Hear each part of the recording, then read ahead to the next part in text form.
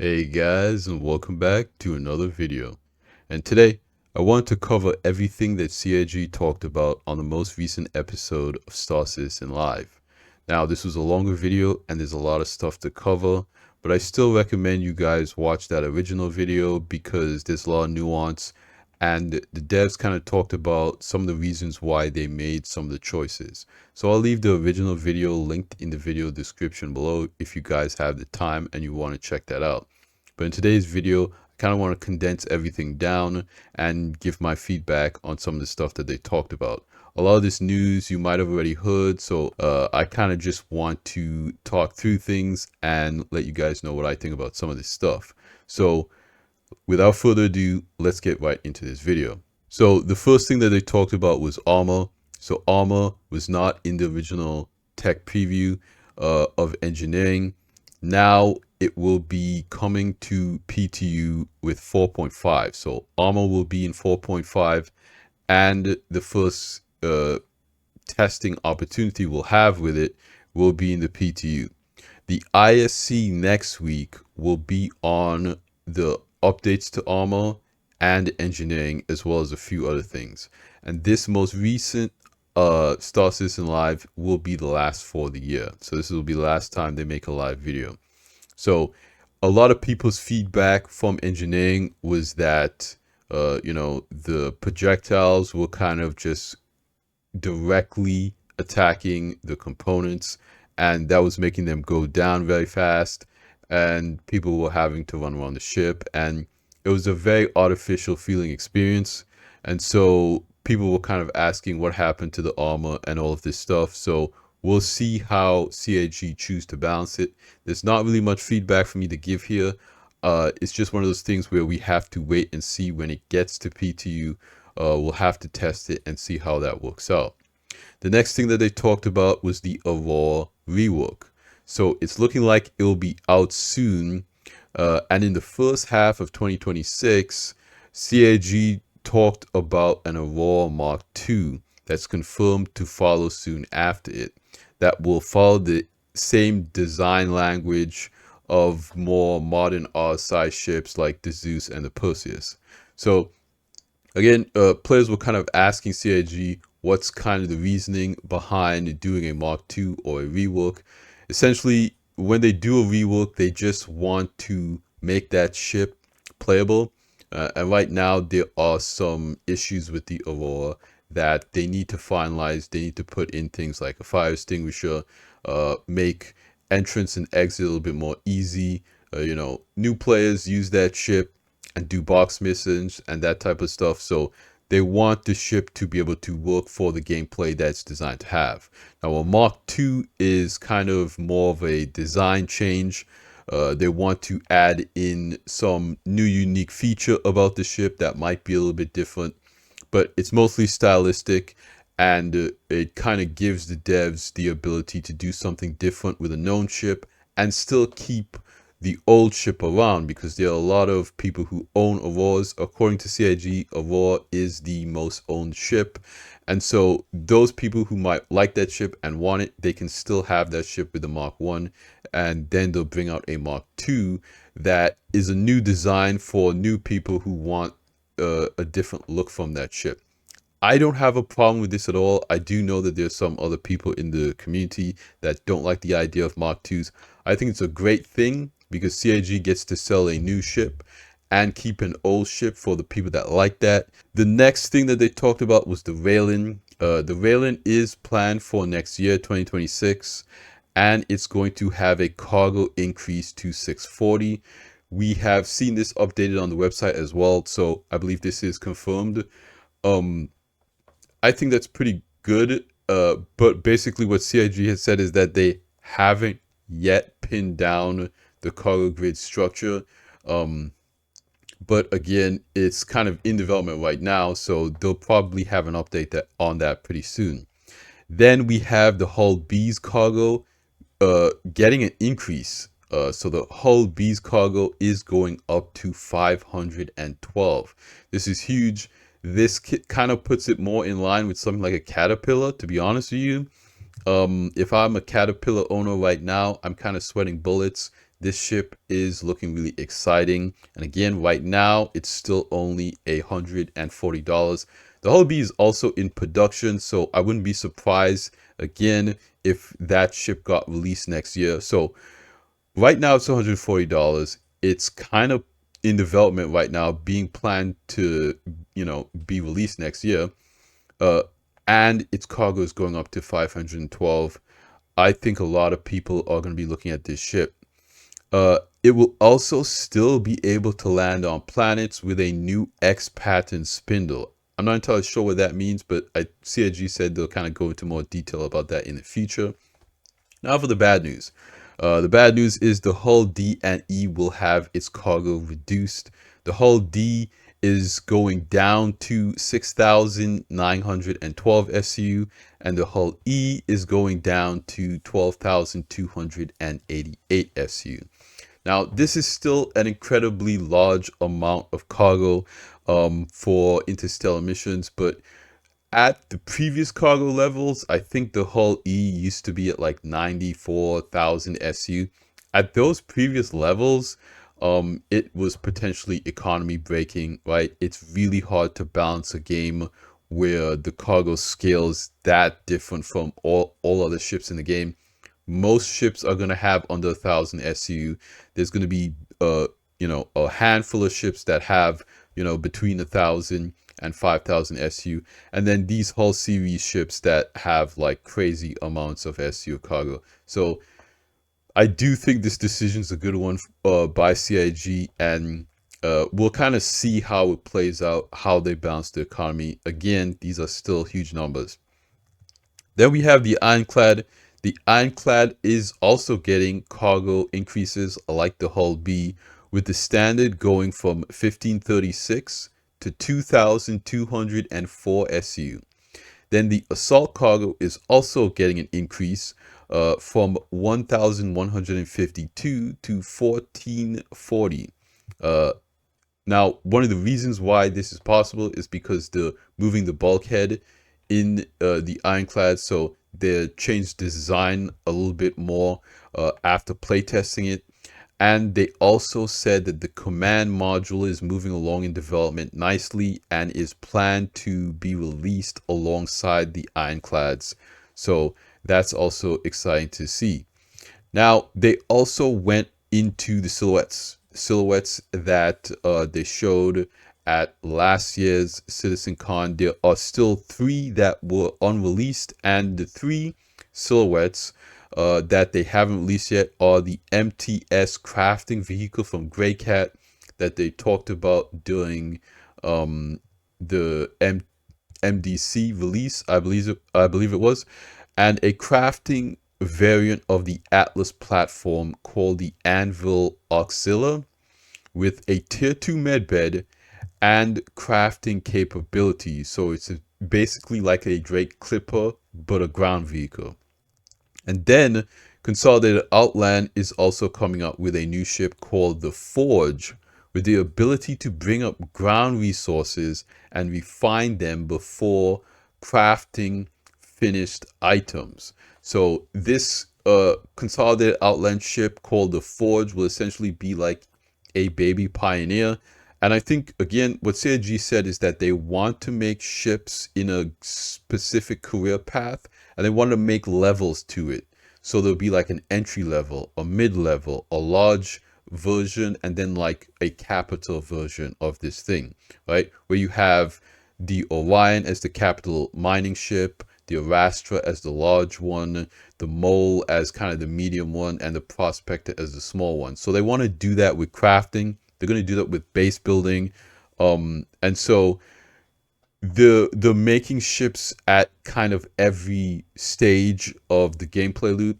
So that's kind of what that's going to be. So again, you have the MTS, the Auxilia from Anvil, and then the Forge from Consolidated Outland. Then they talked a little bit about the Perseus. The Perseus catwalks will not have Gravlev plates. Basically, it comes down to the code and the systems in there. And then the ammo reloading they talked about. So the first iteration of the ammo reloading will magically take the ammo that is on your cargo grid. So basically you put an ammo cargo box on your cargo grid, and the turrets on your the ballistic turrets on your ship will take from that cargo grid. Kind of like how the first iteration of ship crafting will be. You put the resources on your cargo grid and the crafting machine will feed from that cargo grid. But the final version, or like tier 1 or tier 2, that version will have slots where you will have to manually load ammo boxes into, and these slots will be next to the turrets or next to the guns on your ship. So they're working on putting these slots into the ships so you can load them. But again, the first iteration, you'll just have to put the ammo boxes on your cargo grid and it'll just feed the weapons automatically. Okay, then the next one was about the salvation. The salvation will fit in the galaxy and it will work with its refinery module. Now, this is something that I kind of anticipating looking at the size of the salvation and kind of how the galaxy set up. So I'm not too surprised by this, but if you're a galaxy owner, the salvation could come in handy. Then the clipper. So the community kind of asked about what the clipper will be able to craft, and CIG basically said that it will be able to craft FPS weapons and armor, as well as small components. So the small components topic, one of the reasons that they said they gave the clipper size 1 components is so that if your shields or something gets shot out and or malfunctions or has wear and tear or something like that, you can craft that component on the clipper and then install it on the ship. So that's going to be an interesting gameplay loop to see if players actually go that route, because again, the economy needs to make sense for that to be a viable thing to do, right? Do you want to take up time and resources to craft components, or are players just going to reclaim the ship and do different things to kind of keep the ship upkept? Again, I'm still kind of skeptical on how CIG is going to balance the economy to make some of this stuff viable, make sense, because you're still going to be able to buy it from the stores, but you're also going to be able to craft it. So is there a trade-off there? Which one is going to be preferred? I kind of want to see, you know, what that looks like. Again, the items you craft will be better because you can put more high-tier material into it, but are you going to want to do that if you know the wear and tear is going to be high? Like, are you going to want to craft a tier 5 size 1 shield? Does that make sense to do? Is that worth your time? I don't really know. Then the players asked about downward facing landing lights. When you're landing at nighttime, it is kind of a pain in the butt a lot of times. But what they said is that they're not going to introduce downward facing landing lights, but they are creating a new system called LAMP. That is a light amplification filter for the entire cockpit canopy, kind of like scopes. So basically the entire canopy, when you're flying around the atmosphere at nighttime, it will kind of glow and illuminate to show you what's around. Right now, players kind of just like send up pings so they can see where the land is, just scan it. And this will be a more reliable solution than that. Then they kind of talked a little bit about the Carrack, and they said that when crafting comes out, the Carrack is getting a crafting station in the repairing room.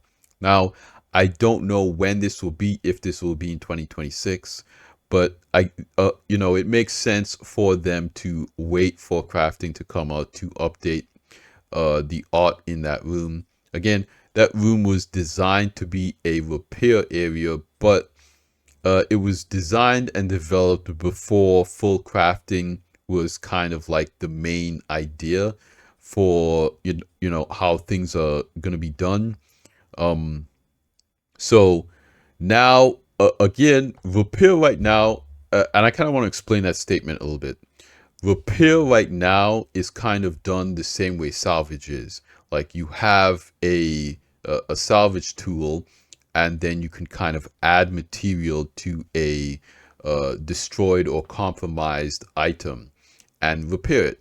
So that's kind of repair. So I think that's kind of what that room was designed around, where you would put damaged components in that machine and it would kind of bring it back up to 100%. Kind of like how you have on the engineering terminal to automatically repair a component one time. But a lot of people see that as kind of a crafting area, and I think CAG kind of see that too, that it makes more sense for the Carrack to have a dedicated crafting room that is not like just a repair room. So kind of expanding the functionality of that room a little bit. And the way it's going to work, in my opinion, is still going to be a little bit interesting, because to craft on a ship, you need to put the materials in the cargo area. So again, we'll see how that actually works out to be. Potentially you'll be able to craft a lot of stuff, high quantities of stuff, because the Carrack has a very large cargo capacity. The next one is the battle cruiser concept. So as CIG has said, they're doing away with concepts. They're not doing it anymore, but there is going to be one more, and that is the battle cruiser. The battle cruiser was something that was promised way back since the Kickstarter. So it's something that CIG is committed to do.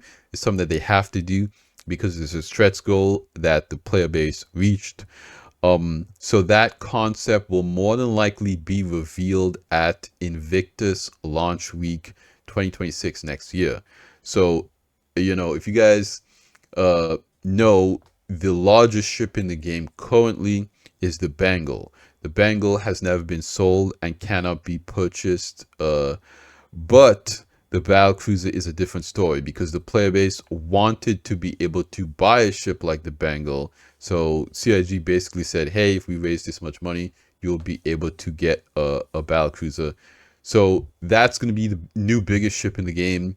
And it's probably going to be a very expensive concept sale, but it's going to be the last concept sale. Of course, CIG is still selling concept ships, but they're not going to be releasing new concept ships. They will not stop making ships anytime soon. Basically, what they said is that all manufacturers still don't have every version of every ship type. So basically, they want to, you know, have an origin mining ship or an origin salvage ship. That way, somebody who wants to do salvage or mining has an option stylistically of what ship they're going to go after if they like a specific manufacturer. So that means that a lot more ships are going to be coming. And they also said that they also might do a lot more Mark IIs. So yeah, 200 ships right now. There's no plan on slowing down or stopping. Again, it seems like the plan is to release at minimum one new ship every month. This year, CIG has said they've released 27 new ships, and they plan on releasing a very similar number, around 27, next year too. So yeah, there's going to be a lot more ships to come. Do not worry about that. They're not slowing down. They're not stopping anytime soon. No mention of their plans post 1.0, but personally, I think that post 1.0, they're going to maintain the same pace, but they're probably going to phase out sales of older ships. And again, like they've been doing, just sell them during the two major sales of the year, Invictus and IE. So throughout the year, it'll just be new ships. You won't be able to buy the old ships. And the only time you'll be able to buy the old ships is probably during the big sales event, Invictus and IE. Then they talked about the Polaris torpedoes. So the Polaris back right seat on the bridge is getting torpedo control in 4.5. So this is coming pretty soon. But they basically talked a little bit about the Idris railgun as well, saying that they didn't want two people to have to coordinate firing that weapon because it's fixed. Many people stated that, the role of the Idris is to fire the capital ships that aren't moving as fast, so it should be possible. I personally don't think that that's the last word on the topic, um, because other capital ships will be coming out, and they have to balance the battle group for the new strike group gameplay coming out next year. Basically, CIG said they talked about doing strike groups where you'll essentially have fleet combat style missions. And I think one of the reasons why they want to release those missions is because they want to balance capital ships and the battle group together in PvE content first, and then kind of bleed that into PvP content. So more than likely, ships like the Polaris, ships like the Perseus, ships like the Idris will get rebalanced so they make sense within the battle group. And again, that's something that I said in previous videos, with the rock paper scissors concept, is that these ships are more focused on specific roles, right? The combat ships, but the specialized combat ships. And I think CIG wants to lock that down before they say that they're done. Okay, so more positive news. New Kruger ship called the Stingray is coming out next year, 2026. I'm not sure what this ship could be personally. With a name like Stingray, I feel like it is going to be another ship that is very sleek, very futuristic. I'm liking the new Kruger designs, the kind of direction. Well, Kruger always kind of looked very sleek, but with a name like Stingray, this could be a pretty fun ship. Then, kind of a big one, they announced that the Galaxy will be the large ship releasing at IAE next year. So, CIG released the Polaris last year, the Perseus this year, and then the Galaxy. So they're knocking out all the big RSI ships, because they kind of said that they would do, like, they would tackle a given manufacturer and kind of use the kits from that ship to develop other ships. So you'll see seats and hallway pieces from one ship in another ship, and that helps them develop the ship a lot faster. And I think that's a good way to do it, instead of trying to, create bespoke elements for each thing. In reality, just like in cars, like Fords, for instance, they'll share that button that puts the window up and down, right? They'll share like a steering wheel, or they might share a gauge cluster. So they'll share items. The manufacturer will share items between different car models that they have released. And so it kind of makes sense for CIG to do the same thing with spaceships, right? And it helps them make it faster.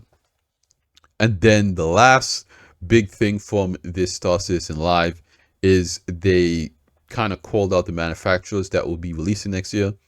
Drake, I think the Drake ship more than likely will be the Ironclad. Then there's Aegis. I'm not sure what the Aegis ship could be. RSI, I think that's the Galaxy. Anvil, that's probably the Anvil ground vehicle. Misk, the Misk ship that they bring out is probably the Hull B, right? Grays, I'm not sure what the Gray ship could be. Then there was Origin. This is a big one. It's good to see Origin there. I think people will be really happy about that. I don't think this is the 600i rework, but I'm hoping that this is kind of like that middle of the road ship, right? Because the big issue with the 400i is that it's kind of in a category above the Zeus and the C1 and the Freelancer, right? The 400i is more in line with the Corsair and the Constellation, but it has the functionality of something like the Zeus, right? So what a lot of players hope that Origin releases is a ship that is between the 400i and the 300i. I don't know what they're going to name this, right? Personally, I think they should rename the 400i the 500i and give us an actual 400i that is in the same class of medium ship like the Zeus and the Cutlass and the Freelancer and the C1, right? And that is going to be really exciting to see. You know, something with maybe 32 to 40 SU of cargo, a simple interior, but with the design of Origin.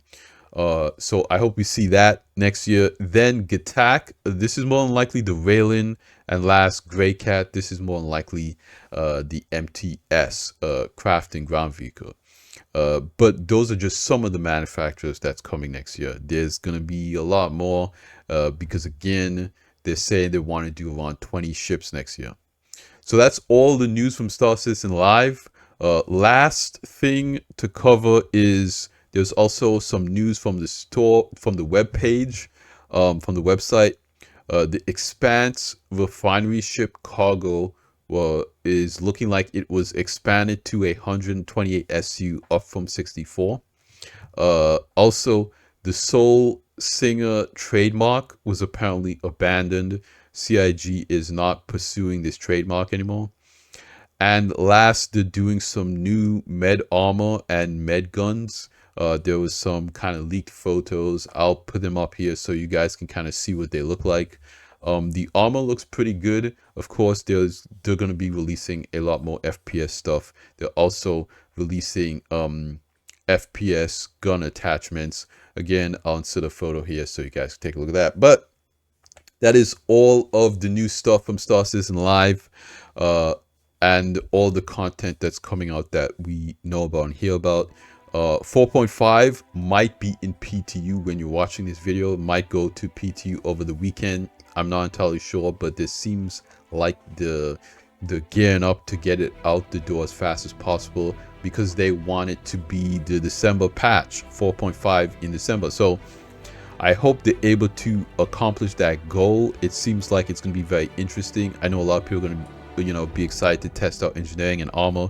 So those are going to be the big highlights of that patch. And if they could get it in before the end of the year, I think we're going to be set up really nicely for 2026. But that's going to be it for me in this video, you guys. I know there's a lot to cover, so thanks for hanging out with me again and supporting the channel. It really means a lot to me. And like I always say at the end of these videos, you guys, like the video if you liked it, subscribe if you want to see more, and I'll see you guys in the next one. Salute!